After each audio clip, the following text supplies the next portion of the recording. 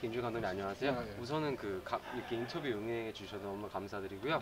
저희가 그러니까 그냥 몇 가지 정도 그냥 간단하게 여쭤보고 싶은 게 있는데 첫 번째로는 우선은 뭐 감독님께서 많은 작품 하셨지 뭐 처음에 장화홍련도 하셨고 많은 작품 하셨지만은 외국에 되게 크게 알려지기 시작하신 거는 달콤한 인생이라고 들었는데 그 달콤한 인생 작품 후에 그런 제의가 많이 들어오게 됐는지 그런 거를. 아니요. 처음 헐리우드에서 제의가 많이 들어왔기 시작했던 건 이제 장하홍련서부터였던 것 같고, 그 장하홍련서부터 이제 호러 영화들이 이제 많이 들어왔었는데, 그 아까도 얘기했지만은 그 같은 장르를 연속 두 번으로 하는 거는 내가 재미가 없어서 꼭 현재 만들고 있는 영화에 다른 장르를 꼭 다음 작품으로 내가 이렇게 결정짓는 어떤 그 버릇이 있어서 네. 장화홍련 끝나고 호러 영화 들어왔을 때 또 호러를 해야 되나 이런 생각 때문에 안 하게 됐죠. 그 다음에 이제 뭐 달콤한 인생, 놈놈놈, 악마를 보았다까지 항상 그 어떤 영화가 나오면 꼭 그 비슷한 영화가 들어와서 이제 그거를 이제 연속적으로 비슷한 영화를 하는 것이 너무 이제 지루하고 힘들어서 다른 영화를 찾다가 그리고 이제 그 패키지된 영화들, 그러니까 헐리우드에서는 이제 고용 감독이니까 아무래도 뭐랄까 이제 그 뭐 주연 배우들 뭐 스토리 다 고정되어 있고 감독만 와서 해야 되는 거. 근데 이런 것들은 아무래도 이제 그 뭐랄까 내 개성이나 스타일을 많이 넣기가 좀 어려워서 초반서부터 내 아이디어를 많이 집어넣을 수 있는 그런 프로젝트가 나한테는 필요했고, 근데 라스트 스탠드가 이제 그런 환경이 됐던 것 같아요. 초기에 작품 개발서부터 참여할 수 있었던 것, 그게 라스트 스탠드를 하게 된 가장 큰 이유였던 것 네. 같아요. 그리고 두 번째, 그러니까 저희가 드리고 싶은 질문은 아까 주최하신 분 대리 분도 그러셨는데 감독님 영화를 보면은 그런 비주얼상에 되게 특별한 그런 그러니까 딱 보면은 아 저거는 김 감독님 작품이다 그렇게 할 수 있는 그런 뭐라 그러지 거의 트레이드 마크라고 부를 수 있는 그런 비주얼이 있다고 사람들이 많이 이렇게 생각을 하시고 또 어떤 분들께서 딱 되게 구체적으로 예를 들으셨는데 아까 조니 나학스베어 그러니까 배우가 쓰고 있던 그 카우보이 햇 같은 경우도 제가 듣기로는 그거는 원래 설정에는 없었던 건데 감독님께서 집어넣으셨다고 네. 저는 들었는데 그런 비주얼에 대해서 아까 또 옥수수 밭 그런 질문도 들어왔었고 그래서 그런 비주얼에 대해서 감독님께서 지금 이렇게 조금 혹시 좀 설명을 해주실 수 있나? 그러니까 나는 뭐 이렇게 비주얼을 가장 먼저 생각해 본 적은 없어요. 나는 그 캐릭터를 무척 많이 생각을 하고, 근데 이제 내 영화에서 이제 그런 비주얼이나 미장센이 되게 강하게 나온 영화들이 많았죠. 뭐 장하홍련 같은 경우는 거의 뭐 미술적인 색채가 되게 강한 영화였고, 또 달콤한 인생 같은 경우에는 느와르니까 아무래도 이제 빛과 어둠의 어떤 빛의 디자인 같은 것들이 많았었고, 그리고 놈놈놈 같은 경우는 아무래도 배경이 어떤 그 광활한 황야니까 황야에서 막 질주하는 남자들의 어떤 미친 듯한 어떤 욕망의 속도전 뭐 이런 것들을 좀 담으려고 했었던 것 같고, 그러니까 내 비주얼을 먼저 생각하는 것은 아니고 이 주제와 캐릭터를 먼저 하다 보니까 그런 비주얼은 이제 자동적으로 이렇게 나오는 것 같고, 아마 비주얼을 먼저 생각하고 영화를 만들었다면은 조금 다른 영화가 되었겠죠. 그런데도 불구하고 제 영화에서 나오는 비주얼이나 미장 사인에 대해서 말씀들을 많이 하시는 걸 보면은 제가 영화를 만들 때 어떤 첫 이미지를 서부터 영화를 출발하는 경우가 많았어요. 그러니까 뭐 달콤한 인생은 남자의 뒷모습이 되게 많이 나와요, 영화 안에서. 근데 그것은 처음에 달콤한 인생을 만들려고 했을 때 떠올렸던 첫 이미지가 남자의 뒷모습이었고, 그게 왜 남자의 뒷모습을 집착하나 생각했더니 그 영화가 가지고 있는 주제 중에 하나가 이제 남자의 고독에 대해서 얘기를 하는 건데, 도시에서 우리가 흔히 볼 수 있는 남자의 뒷모습을 통해서 한 남자의 어떤 고독과 인생의 여정을 그런 식으로 그런 이미지로 담으려고 했던 것이 아닌가 이런 생각을 하게 됐던 거죠. 그래서 영화를 접근하는 방법 자체가 먼저 무슨 얘기를 해야 되겠다 생각하면 어떤 이미지가 떠오르는데 그 이미지를 가지고 영화를 만들어가는 스타일인 것 같아요.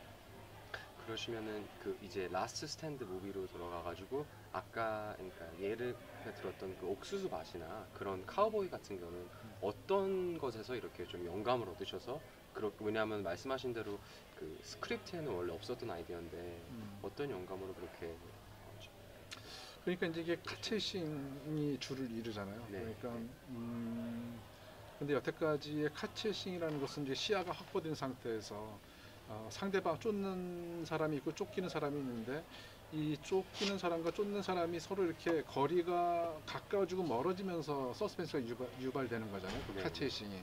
근데 이게 카체싱을 다루는 영화인데 옥수수밭 안에 들어가면은 서로가 보이지 않은 상태에서 그런 추격전을 벌여야 되는 그런 아이러니와 그런 되게 유니크한 액션, 카체이싱 액션을 만들 수 있겠다는 생각을 했던 거죠.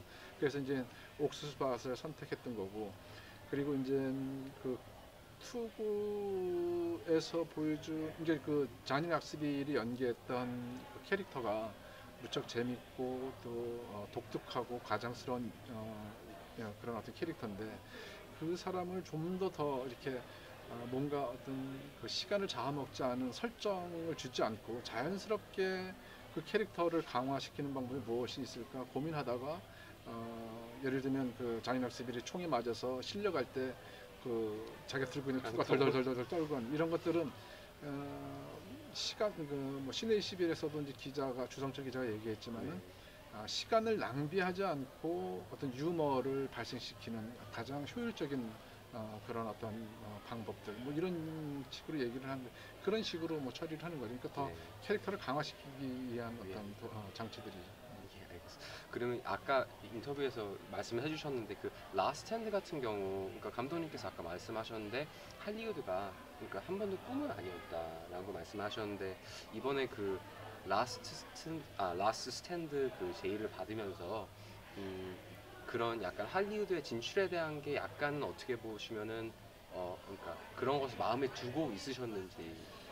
그러니까 뭐 장학년서부터 제의를 받았으니까 뭐 알게 모르게 어떤 그 할리우드에 대한 어떤 영화에 대한 생각을 꿈이라기보다 생각을 좀 많이 갖게 됐던 거죠.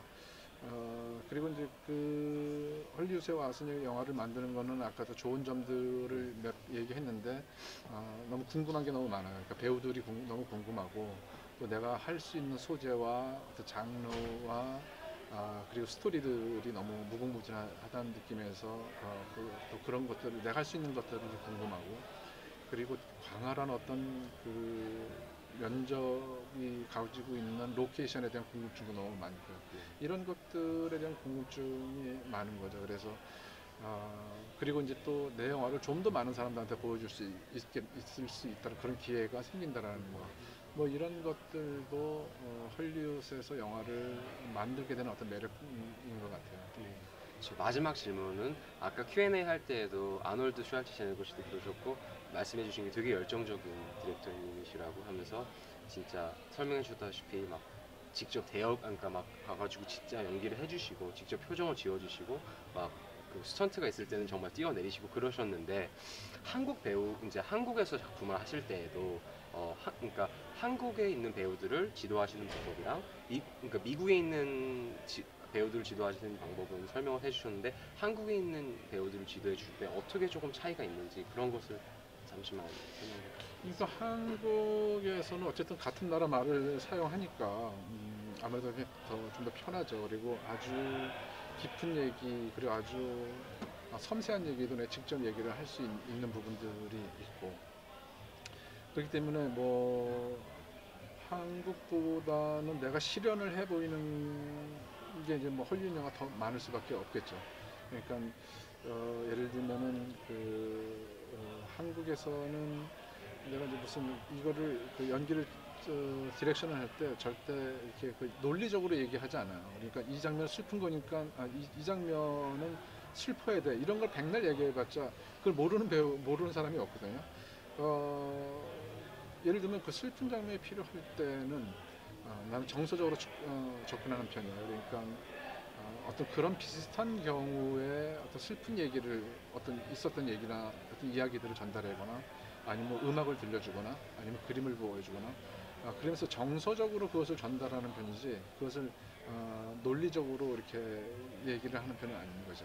그 배우가 그 감정이 안 나와서 그러는 거는 그 정서가 충만되지 않기 때문에 그런 것이지 그것을 논리적으로 받아들일 수 없거나 논리적으로 이해할 수 없어서가 아니거든요. 그래서 저는 어떤 그런 부분에 있을 때는 좀 더 이렇게 정서적인 방법으로 접근하는 것 같아요. 네, 알겠습니다. 너무 감사드리고 정말 마지막 질문으로는 이제 첫 할리우드 작품 이렇게 잘 마치셨는데 이렇게 정말 미래에도 다시 한번 할리우드에서 또 이렇게 말씀하시다시피 다른 장르로 또 이렇게 하실 의향이 있으신지.